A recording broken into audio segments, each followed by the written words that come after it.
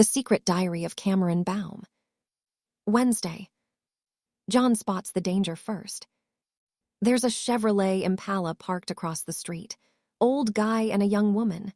They've both been sat in there for 2 hours. And check out the plates. Michigan issue. Do they pose a threat? I don't know, maybe it's perfectly innocent. Maybe they're here to visit relatives. It just seems a little off to me, sat out there all this time. Let's see what we can dig up about them. Read me the plate. I do so, utilizing my optical zoom function. John inputs the data into a laptop, accessing the vehicle registration database, supposedly for official law enforcement use only, but an easy enough hack if you know what you're doing. And we know what we're doing. Impalas registered to a Professor Zachary Tillman, age 61. Address in Ann Arbor, Michigan. That's where the university is. Let's see if he's part of the faculty. The University of Michigan website is consulted. Sure enough, Professor Zachary Tillman is listed as teaching advanced physics. According to his bio, he has 2 ex-wives and 3 kids, all boys. Got 2 grandchildren, both girls.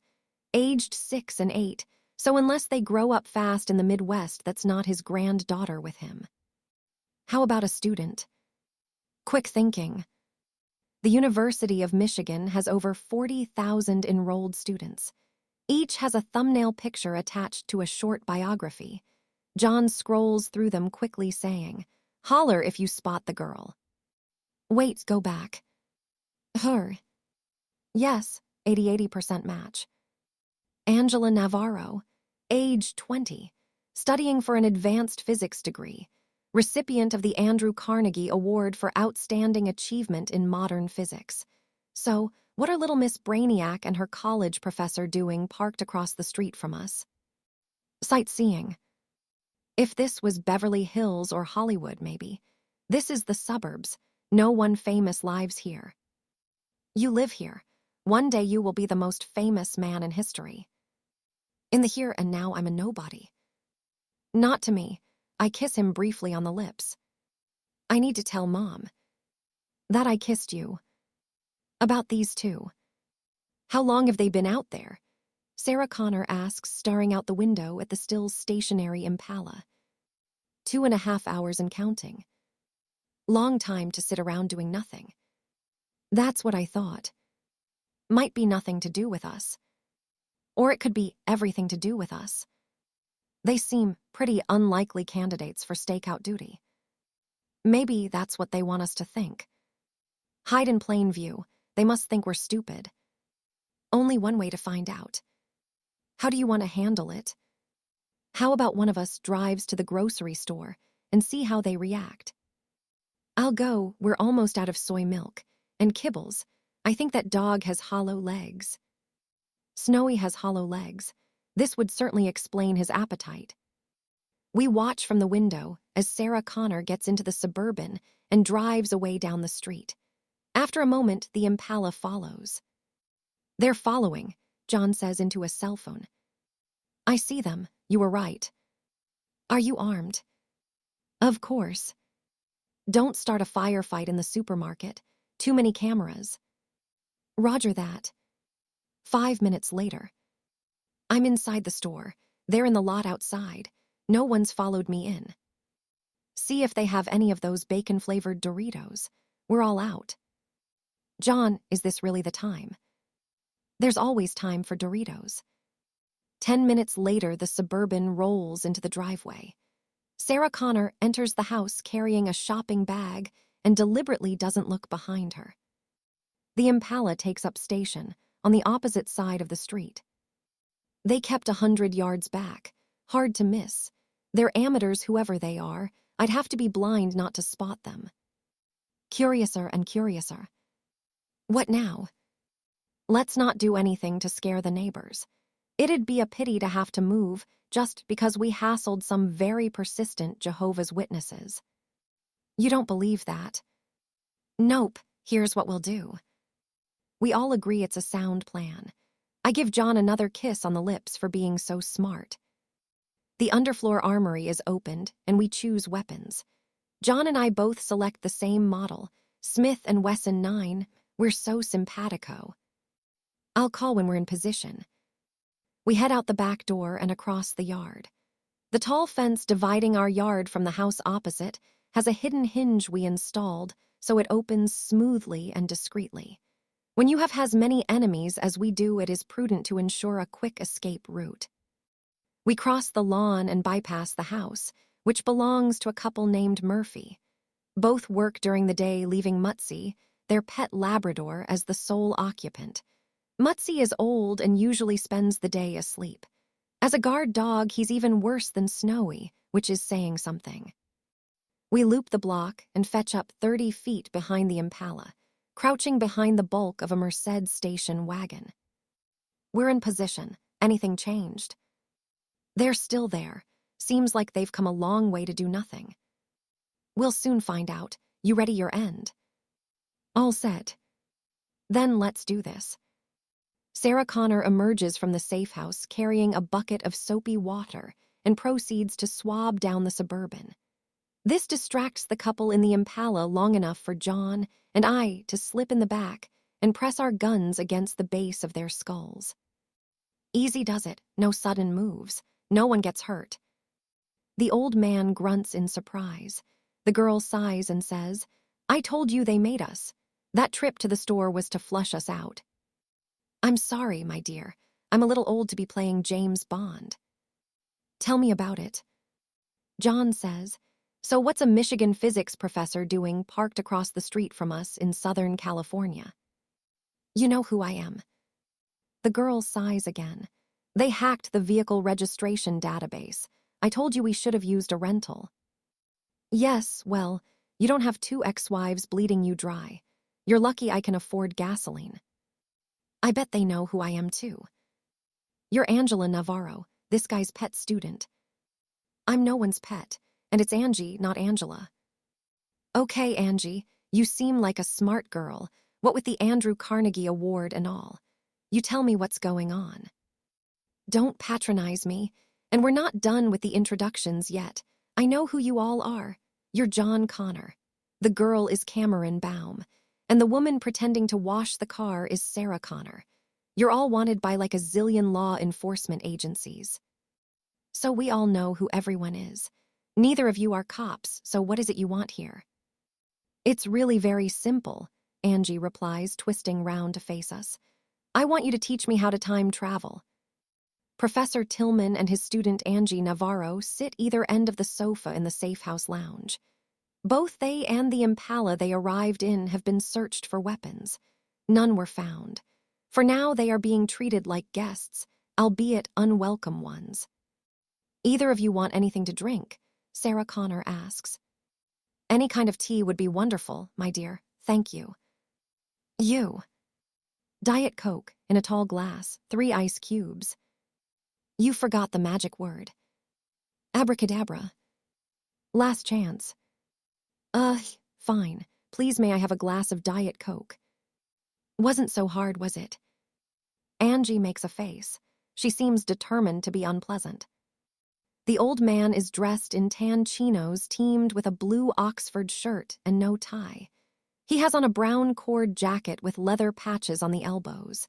He has a white beard, and what little remains of his hair is also white. He looks every inch what he is, a college professor approaching retirement age. The girl named Angie wears black leggings under a plaid knee-length skirt. She has on a shapeless plaid shirt buttoned to the neck. The grunge look 20 years too late. Her hair is long and unstyled. She might be considered pretty, but for a tendency to pout sulkily like a spoilt child. What a lovely home you have, Tillman opines, looking around. Angie has a contrary opinion. It's a dump. Now, Angela, I thought we agreed you'd be civil. It's Angie, damn it, and it's still a dump. I thought you'd live in a palace considering. Considering what? John asks. That you can time travel and make yourselves rich. You must know what the stock market's gonna do. Sarah Connor returns with the drinks. Thank you, Ms. Connor, most kind. Call me Sarah. Right, Sarah it is. What's this 4 ice cubes? I distinctly asked for 3. Can't you count? You want to drink it or wear it. She chooses the former. Good call. Sarah Connor perches on the arm of the sofa John and I are sat on. She has a pistol conspicuously pushed into the belt of her jeans. Is that really necessary, Sarah? The professor asks, eyeing it with apprehension. You tell me. Angie says, you look a lot older than your video, and you were really ripped back then. What happened to your muscles? I still have muscles, sweetie. Try me. What video? John wants to know. The interviews in the nut house. Now, Angie, that's a trifle prejudicial. Okay, the prison for crazy psycho nutjobs who believe robots are gonna take over the world. Dr. Zimmerman, ringing any bells. Zimmerman, I haven't heard that old fraud's name in years. I wonder where he is now. Enjoying retired life just down the coast from here, Tillman explains. We visited him yesterday. He's in robust health, although when we mentioned your name he became somewhat agitated. The old coot went crazy apeshit. Thought he was gonna blow a valve or something. Threatened to call the cops if we didn't get off his land. What did you do to him? A smirk. Let's just say he saw things he didn't want to see. Like cyborgs. What are they? Police. I know all about it. Future war. Machines rise up. Your son saves the world. Yada yada. You seem remarkably well informed. It was easy enough to figure out if you know where to look. Where's the time machine? The basement. Is it bigger inside like the TARDIS? Please tell me it's not a DeLorean. What makes you think we have a time machine? Her, for one thing, she says, pointing at me. I know exactly what she is. And what's that? John asks, trying and failing to disguise the tension in his voice. One of your soldiers in the future. Probably your wife. Your future self sends her here so you can boff her brains out. Angela, really. There is no need for such language. It's Angie. How many more times? Almost, but no cigar, John replies mildly. I send her back to help try and prevent the war from happening. And to boff his brains out, I add, patting his thigh. We're going round in circles, Sarah Connor states irritably. Let's start with how you came to be here in the first place. Tillman clears his throat. Yes, that would be best. I suppose it began 2 years ago. I decided to liven things up for my elite physics students. If we accept the possibility of time travel as genuine, and Hawking believes this to be the case, then surely they would have left some trace. Possibly some pointers to guide others who might follow in their wake. John says, you mean like a timeout guide? Indeed, we did a thorough search of the social network sites. Usenet, the various forums, found absolutely nothing. Then Angie here discovered some declassified documents. Your Nuthouse files. I began to look into what you were saying, and it was all there. Sure, the police had misinterpreted most of it and there were lots of gaps, but the truth is out there. To coin a phrase, John quips. Sarah Connor says, that still doesn't explain how you managed to track us down when a well-funded government agency can't. Ah, that was entirely Angie's doing. I had very little to do with it. I began with the premise you'd be in LA, since this where all the macho bullshit goes down. I figured you wouldn't live in Beverly Hills because you're an ex-waitress and you'd stick out like a sore thumb. You truly are a most objectionable girl. Malibu was out. Too much of a cliché. Compton and South Central are war zones. I figured you were most likely in Santa Barbara, Santa Monica, or West Hollywood. You'd be fugitives, but you'd still need to buy groceries and clothes, and for that you'd use the biggest malls because there's safety in numbers, right? Spot on so far. So I hacked the security feeds for the major malls and ran the footage through a facial recognition program that I designed myself. I also constructed a 3D model of your head from the extant video footage and mapped it into the software. My master's thesis is 3D imaging, so no biggie. 3 weeks ago, I got a hit. You walked into a Gap store with an Hispanic girl.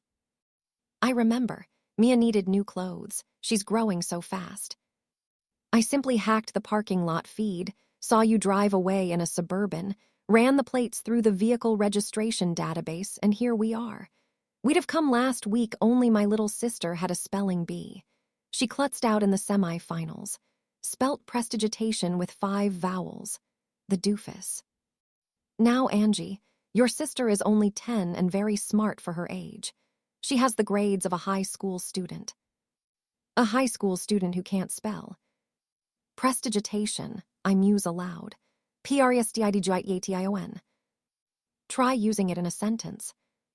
I stare at her, tilting my head slightly in the way John finds adorable. I can spell prestigitation. Oh, that's cute, real cute.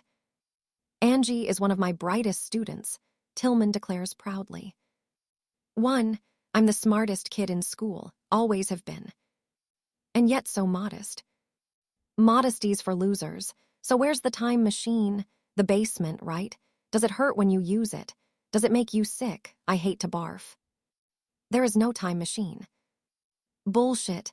You admitted your girlfriend's from the future. How'd she get here? Public transport. There are time machines in the future, but it's a one-shot deal. You come back and that's it. Stranded. The technology doesn't exist here. For the first time, Angie seems to lose some of her formidable self-assurance. No, you're lying. There has to be a time machine. Sorry. Quit stalling and show me the freaking time machine. Why do you want to time travel so bad anyway? John asks. You want to rubberneck the Pilgrim Fathers stepping ashore. See JFK take one for the team. Scream your little head off when the Beatles play Shea Stadium. Nothing like that. Then what? Look, I'll even say please. Please let me travel back in time. Why, Angie? What's so all-fired important that you want to wave bye-bye to the present? I want to save my brother, okay? I want to stop him from dying when he's just 4 freaking years old. Happy now. What are you talking about? 10 years ago, I was 9 and my little brother Timmy was 4. We walked to the store to buy candy. It was just round the block.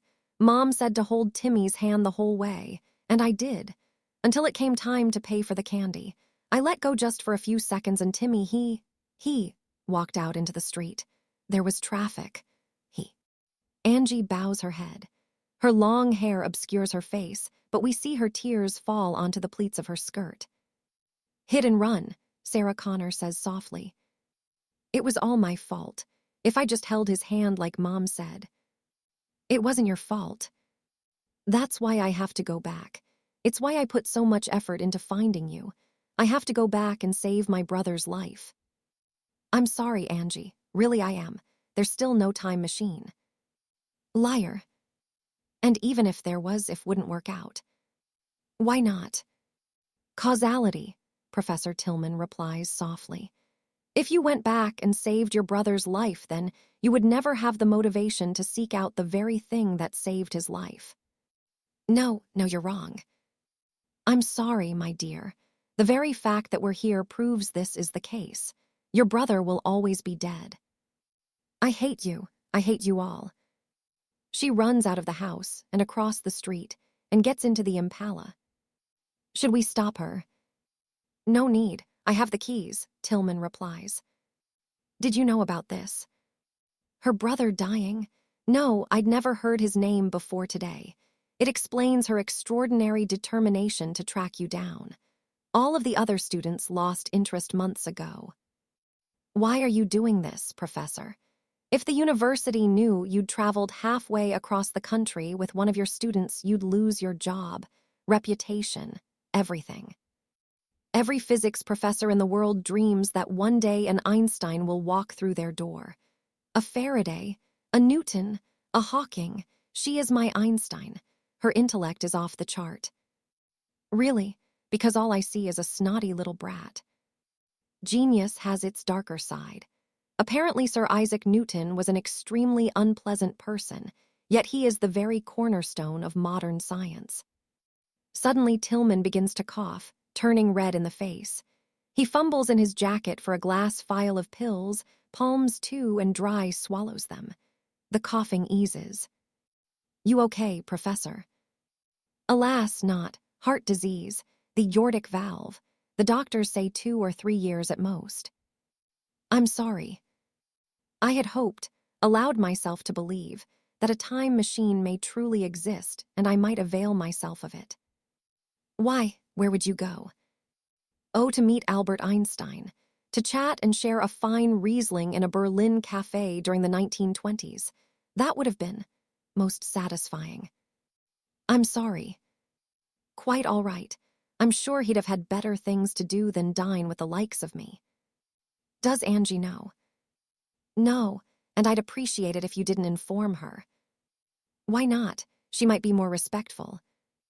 Out of pity, no, her bluntness doesn't bother me, mostly. He stands up. I should be going. We need to find a motel for the night. Separate rooms, I assure you. Stay here, Sarah Connor says. We have 2 spare bedrooms. We couldn't possibly impose. I insist. Very well, thank you. I'll go and see if I can coax Angie back inside. When he's gone, John says, what are we going to do? They know nearly everything about us. What can we do? We can't murder them in cold blood. I could, I point out. They've broken a few laws themselves. Hacking private networks is a federal offense. Come on. You know Creed would grant them a full amnesty in a second if they delivered us to him. Let's play it by ear, John suggests, and try not to antagonize the girl. She's rude, disrespectful, ungrateful. That's what I mean by not antagonize, and she only wanted to save her brother's life. I can relate to that. Tillman and Angie return. They sit back down on the sofa. Can I get you anything? Sarah Connor asks. Another Diet Coke, something to eat. You don't know what it's like, Angie says, her voice a dull monotone. Every month I visit my brother's grave. I read the headstone. Here lies Timothy Hammond, aged 6, beloved son and brother. Wait, Timothy Hammond. I thought your name was Navarro. My parents divorced and my mom remarried. My stepfather's name is Navarro. My real name is Angie Hammond. A file begins to blink in my HUD. I open it and recite the information displayed. Colonel Angela Hammond, leader of the technical team, 3rd in the resistance hierarchy, nominated for termination, kill on sight. John says, you know her in the future. Correct. I'm in the army. No freaking way. Yes, freaking way. In the future, General Connor assembles a team of scientists, the brightest of the bright.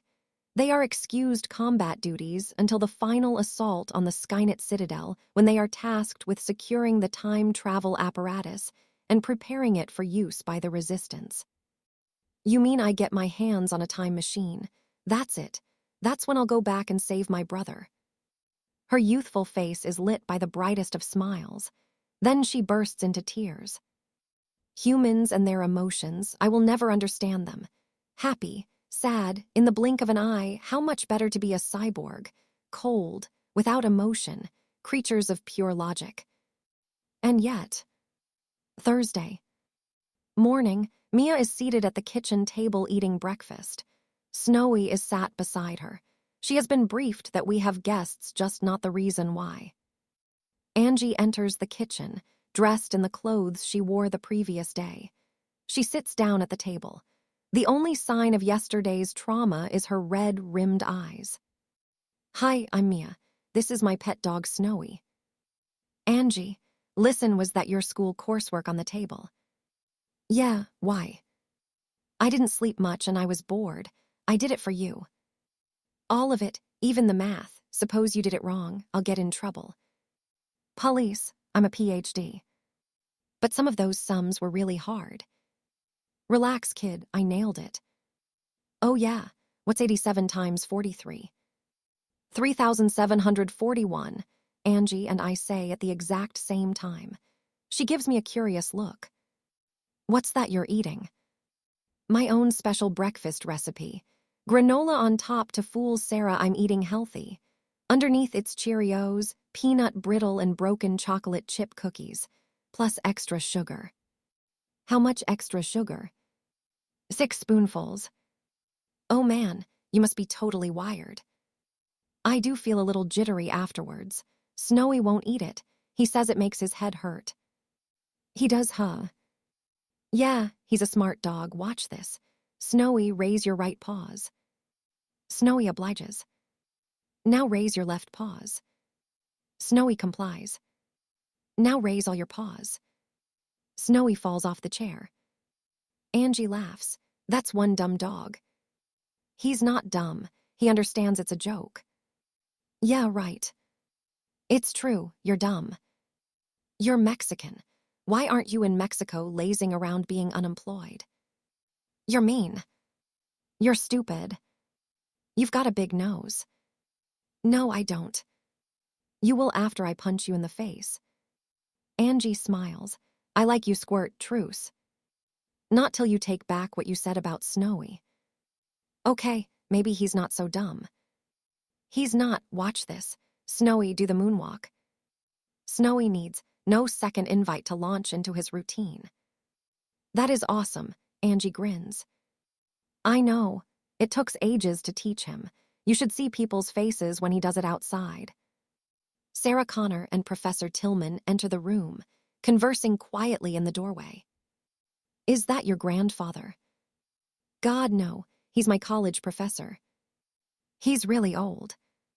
And he snores, like a freaking buzzsaw in an echo chamber. Old people are so gross. And if you tell them that they're like, you should be more respectful to your elders. Are you staying in Lowe's Angels very long? No, driving back today. Me and Professor Buzzsaw. That's too bad. We could email if you like. Okay. I don't have many friends in Michigan. People say I'm aloof and condescending. Like it's my fault I'm a genius and they're a bunch of idiots. People keep telling me I look like Selena Gomez, and she's not even Mexican. She was born in Texas. People should keep their stupid mouths shut. You ever read Calvin and Hobbes? I love Calvin and Hobbes. Sometimes I feel like I'm Calvin, and the rest of the world's his dopey parents. Me too. Sarah Connor and Professor Tillman approach the table. Are you ready, Angie? We should get moving. Can't you see I'm talking to Mia? Sarah Connor frowns and says, you should be more respectful to your elders. Mia and Angie giggle and bump knuckles. After Mia has been driven to school, it is time to say goodbye to our temporary guests. Goodbye, Colonel, John tells Angie. I'll be seeing you, I guess. I'm totally doing it, Angie replies, grim-faced. When I get my hands on a time machine, I'm going back to save my brother. You won't stop me. Perhaps you'll feel differently when the moment arrives. No chance. Without another word, she crosses the street and gets in the Impala. Professor Tillman shakes hands with each of us. Pleasure to meet you all. I'm not sure what assistance an ailing physics professor can provide, but if you need my help, don't hesitate to call. Thanks, Professor. Have a safe journey. The Impala's horn blares. Angie is getting impatient. That girl needs to be taught some manners, Sarah Connor fumes. She'll grow out of it, and she is my Einstein after all, a force for good in this world. The force for good rolls down a side window and yells, Get a shift on, numbnuts. We haven't got all day. Tillman's smile fade. Of course, Einstein didn't have quite so much attitude.